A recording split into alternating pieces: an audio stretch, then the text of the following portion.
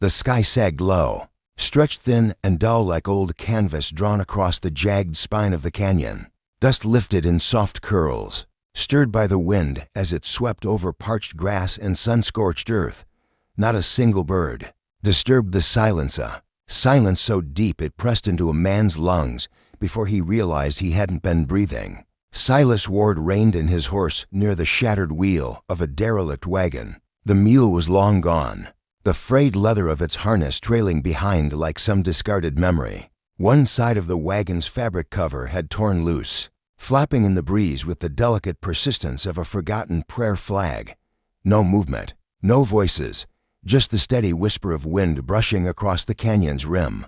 Then he heard it, piercing and sudden. A cry. He dismounted without a word, boots crunching over gravel and brittle weeds. His rifle remained slung across his back. His hand rested instead on the hilt of his knife, not out of fear, but for certainty. She was there, beside the wagon, half lost in shadow. A young woman, maybe not even 30. Her dress was ripped along the hem, dirt-smeared, stretched taut over her form like she'd walked a long way before collapsing. One arm flung out as if to ward off something she never got to see. Her eyes were wide open, staring blindly into the sky. Life had left her. Beside her, wrapped in a quilt stained with dust and road grime, a child wailed. Its face was flushed from crying, little fists punching at the air like it already knew it had been abandoned. Silas knelt, joints stiff and cracking from the cold.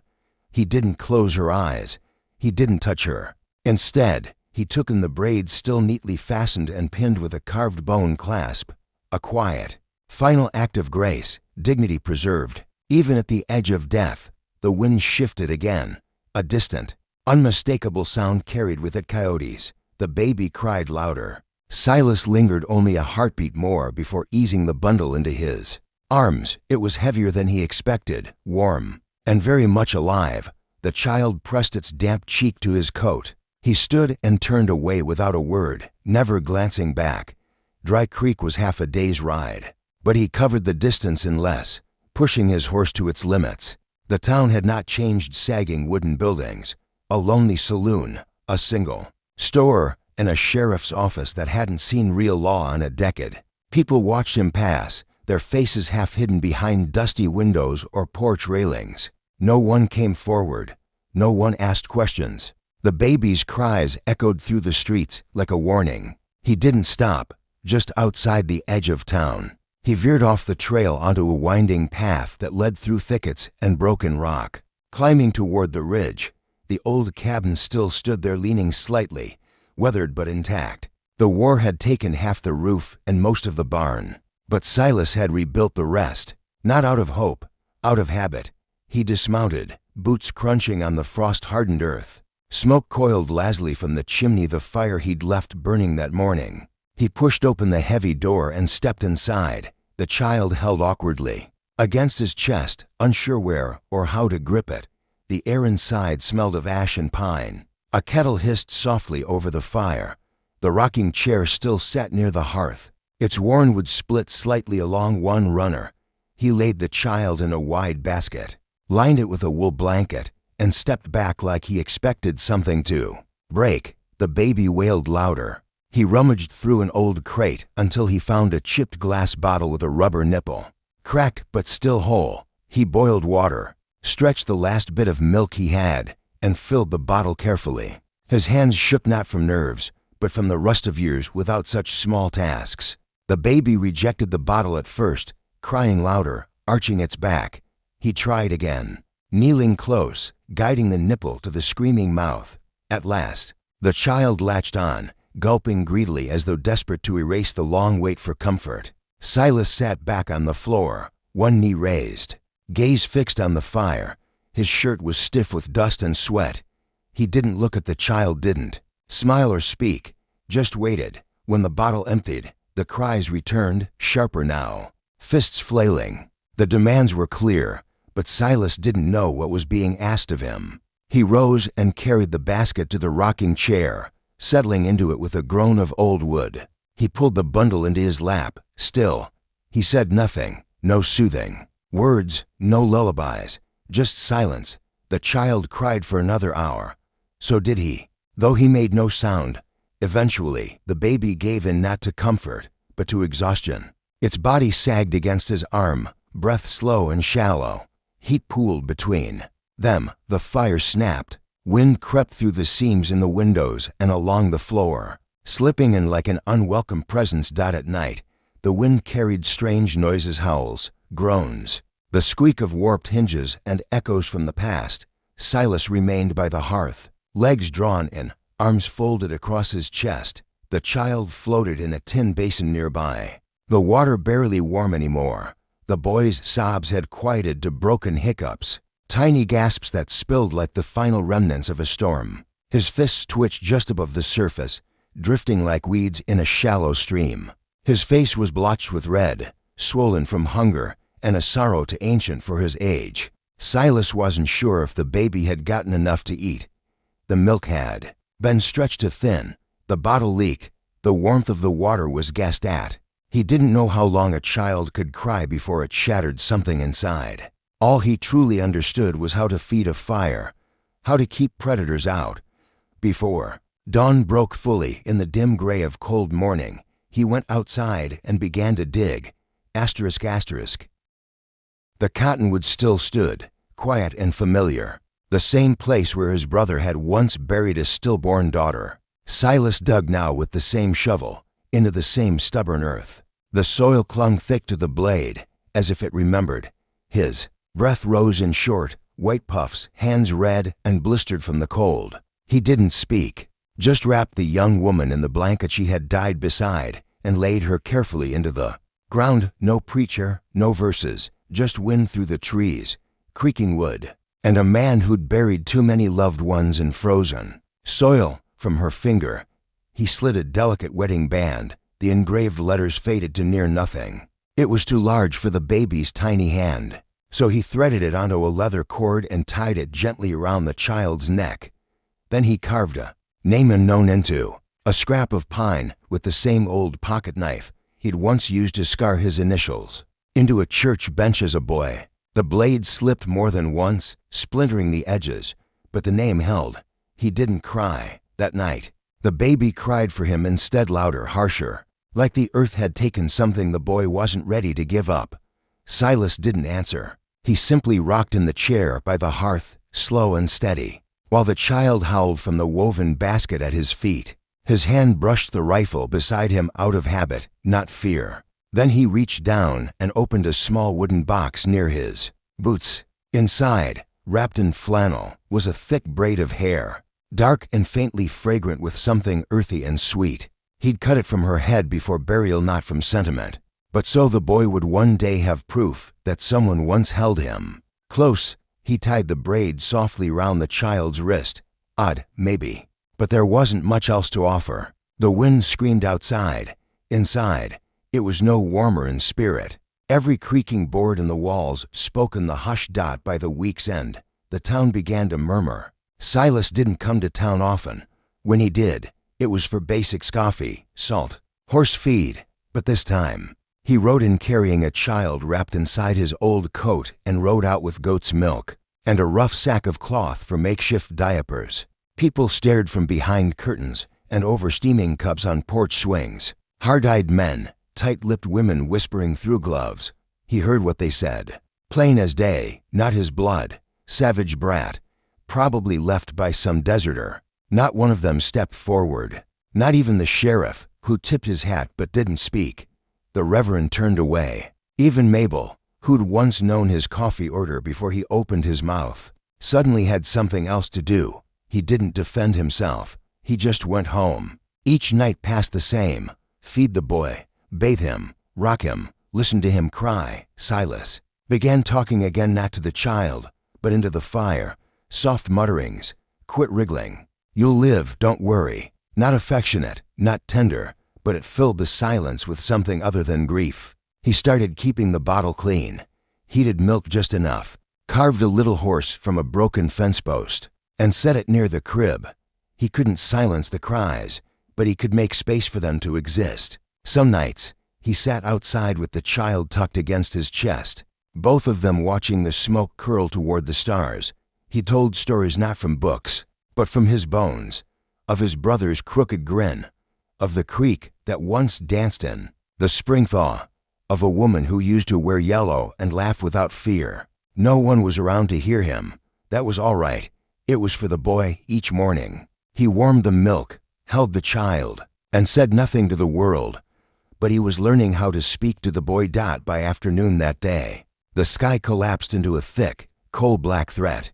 Clouds rolled over the plains like oil spreading over brittle land. The air turned sharp with iron storm was coming, the kind that drives animals wild and makes men close their mouths. Silas moved fast, hauling firewood inside, nailing shutters with old, bent nails, and stuffing a rag into the gap beneath the door. Inside, the baby stirred uneasily in his cradle, sensing the storm before it broke. Rain hadn't fallen yet, but the pressure in the cabin had shifted like something ancient was holding its breath. When lightning struck, it painted the land in eerie whites and purples. Thunder followed, slow and low, more growl than crash. Silas lit a low fire, brought the chair closer to the hearth, and cradled the baby tight. The boy's head fit beneath his chin like it belonged there. Then came the knock. Not shy, not panicked. Firm. Once. Then again. Then silence. Silas stood slowly, muscles coiled. He set the baby gently in the basket and reached for his rifle. The door creaked open against the wind, rain slicing across the porch. The air smelled of wet wood and something sharper. Blood. She stood just beyond the threshold, soaked to the bone, her shawl clinging to her shoulders like a dead thing. She was barefoot, silent, and she had come through the storm. She carried the child over one shoulder, clutching him to a frame built more from endurance than comfort. Her left arm was wrapped in something soaked, likely a torn bit of dress or blood-stained cloth. She didn't flinch when she saw the rifle. Her face was young, but her expression was old, carved with resolve that didn't belong to someone her age. Her eyes, dark as midnight stone, unreadable and steady, locked on him without fear. Only child, she said, his blood is mine. Silas held still for a long moment, the cold breath of hesitation settling in his chest. Then, wordlessly, he lowered the gun and stepped aside. She entered slowly, trailing water behind her as she crossed the threshold. Her gaze never returned, to him, only to the infant. She knelt at the basket and reached out, her fingers gentle. The baby stirred but made no sound. She murmured something, low and rhythmic, not in words, but in a tone that seemed to pulse through bone and blood. The baby's eyes fluttered open briefly, then shut again, his small chest rising in calm breaths. The fire popped. Silas stood still, his rifle forgotten. She rose quietly, walked to the hearth, and sat on the floor. Her hand trembled as she began to unwrap her arm. The wound was fresh, red and raw, slashed by something sharp or clawed, though he couldn't tell which. She retrieved a needle from a pouch at her waist, threaded it with coarse fiber, and began to sew her skin shut. Silas took a step forward, then stopped as she spoke without lifting her gaze. No, she completed the stitches with a hiss and leaned back against the stone hearth, her breathing slow and measured. Outside, the storm unleashed its fury. Rain hammered the roof, thunder shook the walls, and water spilled in torrents down the windows. The baby remained still, wrapped in sleep. One tiny hand curled around the braid tied at his wrist. Silas sat in the rocker and watched her across the room. Neither of them asked names. Neither of them offered stories. They simply listened to the fire, to the storm, to the spaces between. Time passed in silence. When dawn came, the light was faint and broken, slipping in through the gaps in the shutters like pale fingers. The storm had moved on, but its weight still hung in the air and clung to the swollen wood. Silas rose and found her where she'd been, curled by the hearth, dry shawl neatly folded beside her, sewing the hem of her skirt with a bone needle. The baby stirred inside. She stood barefoot, crossed the floor with practiced ease, and lifted him into her arms. He didn't cry. She fed him the milk Silas had left to cool on the stove. He leaned in the doorway, watching her hands. They were not soft, but they moved with certainty. Hands that had known the grip of blade and bow, that had tended wounds and gathered roots. She didn't speak, but she stayed, The days passed quiet and unhurried. They moved through the cabin, like two spirits, learning each other's rhythms in silence. Silas chopped wood, kept the fire alive, boiled milk. She moved even quieter, like something that had lived too long beneath the canopy of trees, to trust the weight of a roof.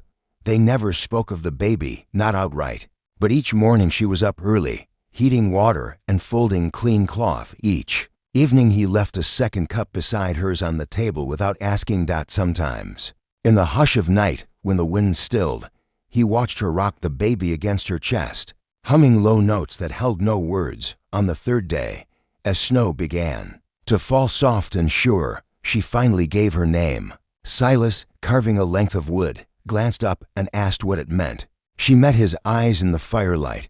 Gold flickered in the depths of her gaze. "I am the one you see." He looked at her longer than he meant to, then nodded and returned to his whittling. That evening, after the baby had fallen asleep and the stew bubbled gently on the stove, Silas asked, "Is he yours?" Niele didn't answer at once. Her voice came slowly. "My sister's." He waited. She was promised. She said at last, her words clipped and lean, "To a settler's son, an arrangement. My father refused. They took her anyway." Her tone cut like rawhide, precise, firm, without waste. She was carrying the child.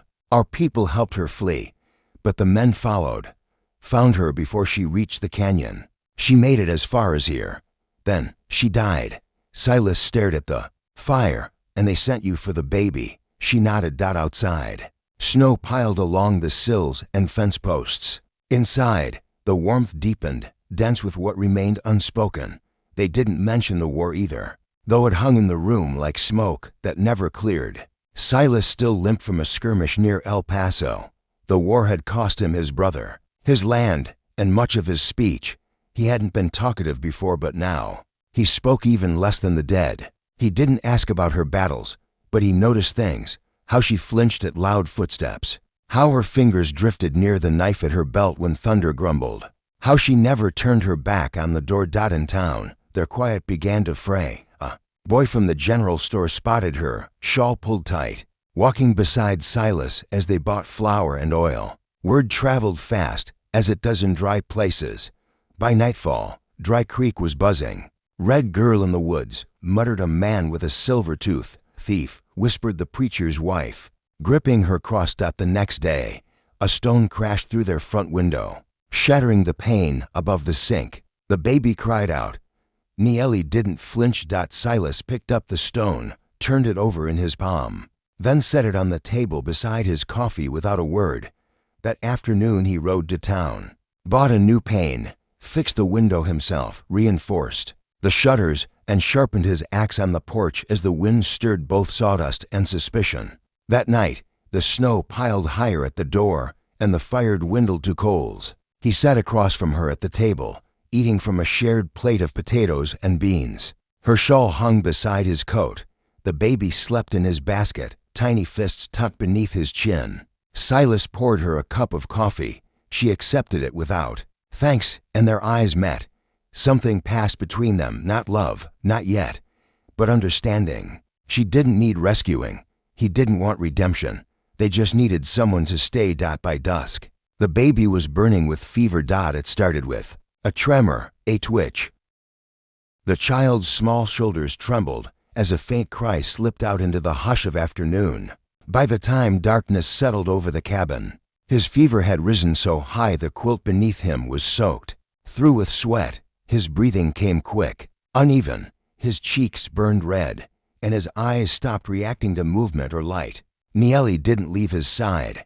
She never sat, never rested. Instead, she remained kneeling beside the cradle, a damp cloth in one hand, a bowl of cool water in the other. She dabbed at his brow with quiet rhythm, again and again. Her long braid had unraveled, loose hair clinging to her damp face. Her lips moved without sound, whispering a prayer not born from scripture but from something far older, something that spoke of earth and blood and sky.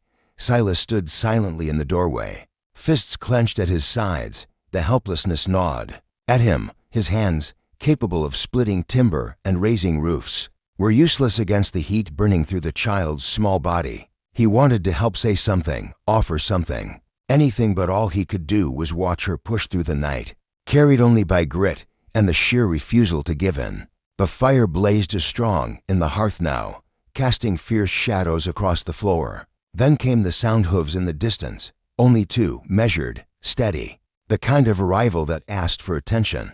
Silas stepped outside into the yard. The snow crunched under his boots, crisp and brittle. Above, the sky had cleared, stars glinting like sharpened steel.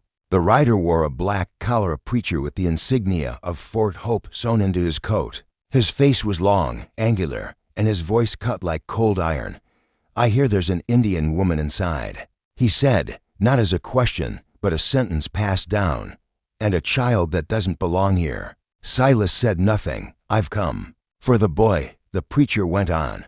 "He belongs under white protection, not with a man who buries nameless women and lives in shadows." Still, Silas didn't respond. The wind shifted, sweeping small drifts of snow round his boots. "Tomorrow morning," the man said flatly, "we take him. You best say your farewells." Then he turned his horse and rode off into the night. Silas didn't move. He stood there long after the hoof beats had faded, staring down the black road as if it might give him something back. When he finally came back inside, the child was still making soft, strained noises. Neely hadn't looked up. Silas crossed the room, opened the old cedar chest in the corner, and carefully unwrapped something hidden beneath layers of linen, a wedding dress, yellowed with age. The lace was stiff, but still intact. It had once belonged to his mother, worn only once, before being tucked away like a memory no one spoke of.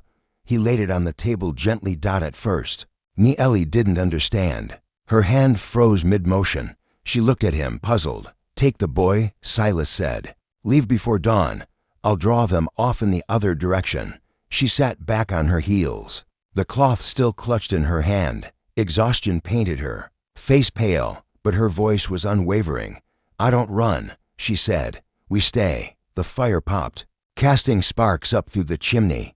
Silas looked at her, then truly looked at the worn strength in her shoulders, the cracked calluses on her hands, the way her whole frame tilted protectively toward the cradle. What he saw in her wasn't fragility. It wasn't fear. It was a kind of defiant choosing, a decision to stay no matter the cost. He moved beside her slowly, kneeling until their knees touched. His fists were still clenched tight, but when he spoke, his voice broke open like old wood splitting. "I don't know how to protect him," he said softly, "but I won't let them take him." She didn't reply. She didn't have to. The baby whimpered again, a thin, rasping cry. Silas leaned forward and laid a hand on the cradle's edge. Not strong, not sure, just steady. And that was enough.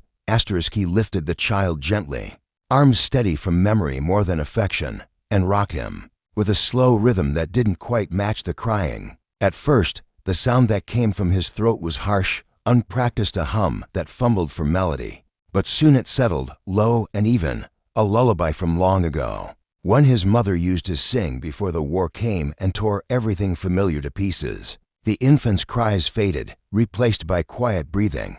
The fever still lingered, but the sleep was deep, real. He handed the baby to Neely, who took him with silent care. She didn't speak, but her eyes held his for a heartbeat longer than necessary. Something fierce and quiet burned behind them. Outside, snow began to fall again, fine and deliberate. Then came footsteps, just one set, slow, steady, crunching across the yard. Silas moved to the window. He saw no face, only motion among the trees, a figure watching. The firelight flickered across Neely's face as she checked the child again, her attention unwavering. Silas didn't close the curtain. He stood still, letting the figure see. Let them. This wasn't a place for secrets anymore. This was a place of decision, and they had made theirs. Morning came with a pale silver sky, the kind that hinted at heat. Waiting beneath the surface, the snow had melted during the night, leaving wet earth and clear tracks where boots and hooves had passed. Smoke rose calmly from the cabin chimney. Inside, the child slept with steady breath, his fever finally gone. Allie sat close by, her eyes open but unmoving. She hadn't slept. The stillness in her wasn't peace, it was waiting. Silas stood by the window, his jaw tight, rifle resting beside him. He said nothing as 3 riders appeared at the top of the hill. They made no attempt to stay hidden. Leading them was the preacher. Long coat buttoned to the neck, his mouth drawn tight with the weight of righteousness. Behind him rode 2 men, dusty hats low over their eyes, pistols hanging loose at their sides. Settlers, most likely, who found ways to make violence feel holy. They climbed down from their horses and moved to the sides of the porch. The preacher raised his voice. "You've been warned, Ward. This is your last mercy. Give us the child." And the woman. Silas stepped outside, letting the door fall closed behind him. His hands were empty, his face unreadable. He only said one thing, "You'll leave the way you came." The preacher's lips curled into a thin, cold smile. "There's no law up here. No church, no right." One of the gunmen twitched, his hand lowering toward his holster. The shot rang out before he touched it. A sudden crack in the cold morning. The preacher reeled back, blood streaking the sleeve of his coat, his hat flying off as the bullet punched through muscle but missed anything fatal. He collapsed, clutching his shoulder. The 2 men froze. One dropped his weapon. The other turned and ran for his horse. From the tree line, smoke still drifting from the barrel, Nellie emerged slowly, her rifle held firm against her shoulder, her stance steady, eyes like ice. Nobody else moved. Silas remained still. The preacher scrambled upright, holding his injured arm, his mouth quiet now. No more warnings, no more sermons. He mounted with a grunt and followed his men back down the trail, wounded pride dragging behind them like torn cloth. Silas looked at Nellie. She returned his gaze, gave one nod, then disappeared again among the trees. No blood was spilled that morning, just fear, and fear, once cracked, doesn't mend in the same shape. By evening, the story had traveled. The saloon stayed hushed. The church doors stayed shut. No one else came calling. In the days that followed, the child's color returned. His laugh, when it came, was soft, sudden, like the chime of glass in wind. Silas built a cradle from pine he'd cut himself, the wood curled with grain like flowing water, and he carved little stars into the headboard. Not perfect, but honest. Nellie hung bundles of herbs over the window, meant to keep illness out. They filled the cabin with a smell like rain hitting stone. They spoke more now, not often, but with words that counted. One evening she asked about the dress. He said nothing, just walked to the chest by the hearth, opened it, and gently lifted the lace and cotton, yellowed with time. He folded it carefully, not worn, not needed, but no longer hidden. They didn't speak of it again. Some things don't need answers, just patience. On the 7th morning, the sun rose clean and golden above the canyon. Silas saddled the mare. Nellie wrapped the child against her with a shawl striped in faded colors. They didn't say where they were going, only that it was time. The trail was quiet. Birds called overhead, and the air was clear as they reached the bluff. They stopped. There, Silas knelt beside a grave and laid down a cluster of wildflowers, bent, purple-petaled, imperfect things. He touched the wooden cross. The name was still carved deep, though the years had worn at the edges. Nellie stood beside him, humming. It wasn't loud. It wasn't mournful, just steady. The child stirred in her arms, reaching one small hand toward the open sky. They stayed like that a while, then turned back. When they rode home, they did so side by side. Her shawl brushed his sleeve. The child nestled between them. There was no rush, no fear. Asterisk.